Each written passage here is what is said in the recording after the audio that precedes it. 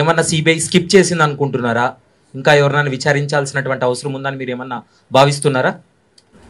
ఆ phone calls ఎవరికి వెళ్ళాయి? ఎందుకు అవినాష్ రెడ్డి ఫోన్ సరెండర్ చేయకుండా ఉన్నాడు? ఫోన్ సరెండర్ చేస్తే ఇది తప్పు అని చెప్పడానికైనా ప్రూఫ్ ఉంటుంది కదా. ఈ ఫోన్ కాల్స్, ఆ 2 స్లైడ్స్లో ఉన్న ఫోన్ కాల్స్ ఎవరికి వెళ్ళాయి?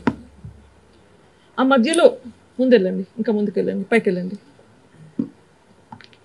పైకెళ్ళండి. Next next next next you going back forward. So ఇవి అవినాష్ గంగిరెడ్డికి అని తెలుస్తుంది. మై అజంప్షన్ ఇస్ ఇవి హత్య చేయిస్తుండగా డ్యూరింగ్ ద ప్రాసెస్ జరిగిన కాల్స్ అని నేను అనుకుంటున్నాను.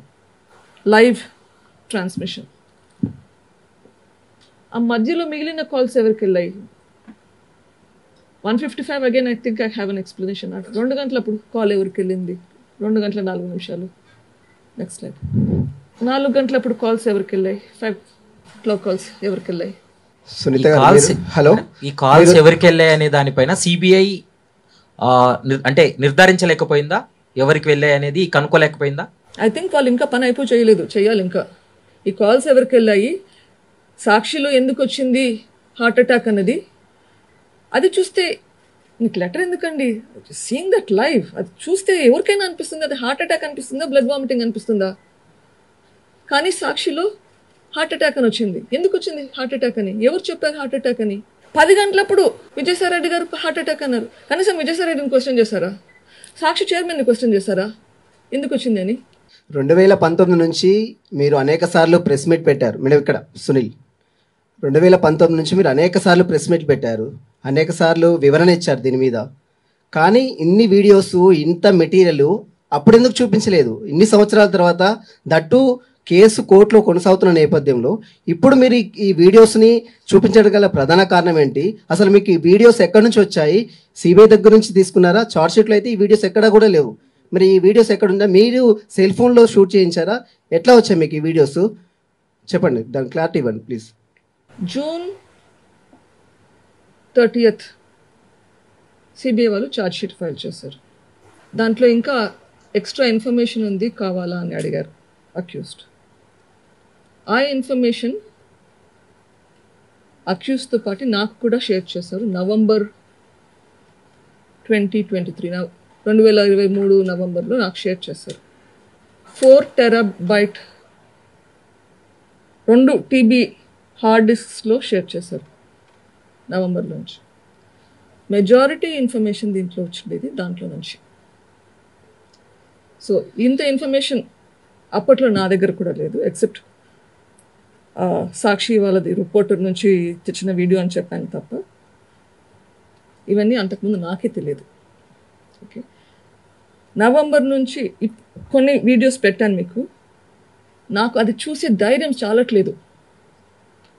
అప్పుడు కొంచెం చూసి ఆఫ్ చేసేస్తాను. ఇంకా నేను పూర్తిగా చూడలేదు. ఇంకా చూస్తే ఏమేమి వస్తాయో. ఆ ఫోటోలు కానీ ఆ వీడియోలు కానీ అన్నీ ఈ నవంబర్ ప్రొవైడ్ చేసిన డేటాలో. సో ఎస్, ఇంతకుముందు నాకు తెలియని కూడా తెలియదండి మీరు అడిగిన దానికి సమాధానం. ఇంతకు మీరు ఏం క్లారిటీ ఇవ్వాలి? సిబిఐ దర్యాప్తు సరిగా సాగట్లేదని చెప్తారా, లేకపోతే కోర్టులో న్యాయం జరగట్లేదని చెప్తారా? అది ఒక క్లారిటీ ఇవ్వండి. సిబిఐ దర్యాప్తు సరిగా ఉందా లేదా? లేదు, కోర్టులో మీకు న్యాయం జరగట్లేదు. ఎందుకంటే ఆల్రెడీ మీరు సుప్రీంకోర్టుకి వెళ్ళారు, హైకోర్టులో నడుస్తుంది. ఇన్ని కోర్టులు ఉన్నప్పుడు మీరు పదే వీటిని వివరిస్తున్నారు కదా, ఇంతకీ ఎక్కడ న్యాయం జరగట్లేదు మీకు అది చెప్పండి. సిబిఐ ఇంకా చేయాల్సిన పని ఉంది. ఒత్తిడి వల్ల ఆపేశారు అని నేను అనుకుంటున్నాను. అది నా allegation. This is no proof. Okay, ఇంకా చేయాల్సింది ఉంది. 5 సంవత్సరాలు అయింది, ఇంకా కోర్టులో న్యాయం జరిగిందా మీరు చెప్పండి. ఇంత ఇన్ఫర్మేషన్ పెట్టుకొని ఇంకా ఎన్ని సంవత్సరాలు వెయిట్ చేయాలి న్యాయం కోసం? ఇదంతా తెలియదు. ఒక్కొక్కరు ఒక్కొక్కటి అంటారు, వీళ్ళు చేశారు వాళ్ళు చేశారని చెప్పి. ఇన్ఫర్మేషన్ అయితే ఉంది. ఇన్ఫర్మేషన్ తెలియకనో లేకపోతే కవరప్ చేయాలనో ఎవరైనా ఏమైనా అనొచ్చు. ఇది చూశాక దీన్ని కాంట్రడిక్ట్ చేసేదానికి అబద్ధాలు, కనీసం దీని వెనకాల ఉండే అబద్ధాలన్నీ పోతాయి. రియాలిటీ విల్ కమ్ అవుట్, ప్రజలకు తెలుస్తుంది. ప్రజా తీర్పు అని అడుగుతున్నాను. ఎందుకు? సో దట్ ప్రజలు ఓట్లు వేసేటప్పుడు డిసైడ్ చేసుకుంటారు అని చెప్పి. నేను ప్రజా తీర్పు అని అడిగి ఆ ఇన్ఫర్మేషన్ ఇవ్వకుంటే నాలెడ్జ్ లేకుంటే డిసిషన్ ఎట్లా చేస్తారు? నాకు తెలిసిన ఇన్ఫర్మేషన్ నాకు తెలుసు, నేను డిసిషన్ చేస్తున్నాను. మిగిలిన వాళ్ళకి తెలియకుంటే వాళ్ళు డిసిషన్ ఎట్లా చేసుకుంటారు?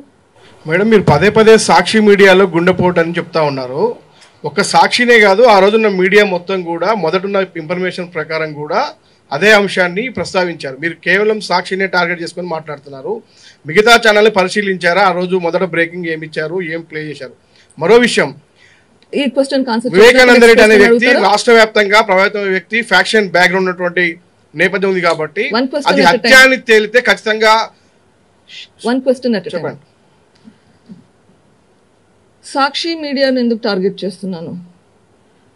బికాస్ సాక్షికి ఇన్ఫర్మేషన్ ఎక్కడి నుంచి వెళ్ళింది? అక్కడి నుంచి వెళ్ళింది, ఆ రూమ్లో నుంచి వెళ్ళింది. బికాస్ సాక్షి నోస్, సాక్షి ఓనర్కి లైవ్ ఇన్ఫర్మేషన్ తెలిసినప్పుడు యాక్చువల్గా మీరు చెక్ చేసుకోండి, మిగిలిన మీడియా వాళ్ళందరూ కరెక్ట్ చేసుకున్నారు త్వరగానే. సాక్షి మొదట ఏం ప్లే చేశారు, మొదట ఏం బ్రేకింగ్ వచ్చింది, మొదట ఏం చెప్పారు అన్ని ఛానల్స్? మీరు good question. Why don't you also find out and tell me. నేను తప్పు చేస్తుంటే నాకు చెప్పండి. బట్ ఇన్ఫర్మేషన్ ఇక్కడ ఆ రూమ్లో నుంచి బయటకు వెళ్ళింది ఎక్కడికి? ఫస్ట్ పోయింది సాక్షి మీడియాకి. ఆ రూమ్లో నుంచి బయటకు పోయింది శంకర్ రెడ్డి బాలకృష్ణ మధ్య ఫోన్ కాల్ ఉంది. బాలకృష్ణ సాక్షి కడప.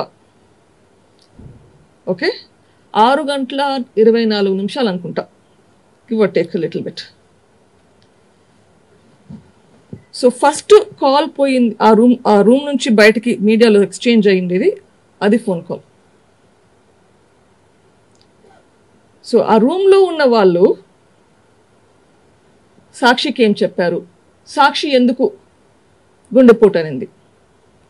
మీరు సాక్షి కదా, can you explain it to me please? ఒక సాక్షి కాదండి నేను చెప్పేది, అన్ని ఛానల్స్ ఆ రోజు మొదట ఏం బ్రేక్ చేశారు? మిగిలిన ఛానల్స్ ఆ రూమ్ లో వాళ్ళతో మాట్లాడలేదు. మరో అంశం ఏంటంటే ఇక్కడ ఫ్యాక్షన్ బ్యాక్గ్రౌండ్ ఉన్నటువంటి జిల్లా, అక్కడ జిల్లా మొత్తాన్ని ప్రభావితం చేసేటువంటి వ్యక్తి వివేకానంద రెడ్డి. ఆయనది హత్య అని తెలిస్తే శాంతి భద్రతల విఘాతం కలిగించి చాలా పెద్ద ఎత్తున గొడవ జరిగే అవకాశం ఉంది. అనేక హత్యలు కూడా జరిగే అవకాశం ఉన్న నేపథ్యంలో ఆ అంశాన్ని కొంచెం తొక్కుబట్టే ప్రయత్నం చేసి ఉండొచ్చు కదా అక్కడ ఉన్నటువంటి కొంతమంది పెద్దలు కావచ్చు, నాయకులు కావచ్చు, కుటుంబ సభ్యులు కావచ్చు. ఐఎమ్ సారీ, మీరు చెప్పేది మీకు అర్థమవుతుందా? ఆయన ఒక నాయకుడు అండి, ప్రజాదరణ కలిగినటువంటి నాయకుడు. That's a crime. Law and order అండి, శాంతి భద్రతలండి.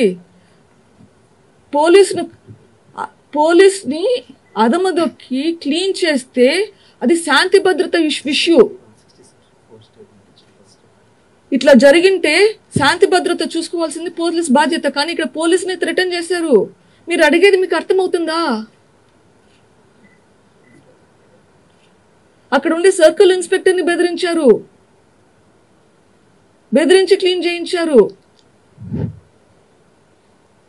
మేడం, ఫస్ట్ దస్తగిరి అరెస్ట్ అయిన తర్వాత 164 స్టేట్మెంట్ లో చాలా క్లియర్ గా ఎర్రగంగిరెడ్డి లోపటున్నాడు, ఆ తలుపులు పలగొట్టారని చెప్తున్నారు. ఆ తలుపులు అసలు సీక్రెట్ గా రిపేర్ చేయాల్సినటువంటి అవసరం ఎందుకు వచ్చింది? ఆ తలుపులు అసలు ఎవరు పలగొట్టారు? అసలు ఎర్రగంగిరెడ్డి లోపల ఉన్నాడా?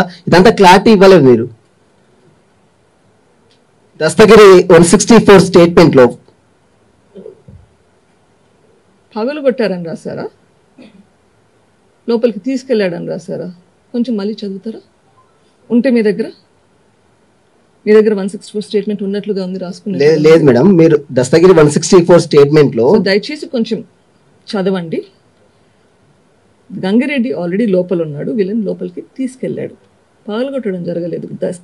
గంగిరెడ్డి నాన్నకు తెలుసు కాబట్టి, వివేకానంద రెడ్డికి తెలుసు కాబట్టి దర్జాగా లోపలికి వచ్చాడు. లోపల నుంచి పిలుచుకొచ్చారు. పగలగొట్టలేదు, తలుపులు అస్సలు పగలగొట్టలేదు. మీకు ఎక్కడి నుంచి ఇన్ఫర్మేషన్ వచ్చిందో కొంచెం వెరిఫై చేసుకోండి.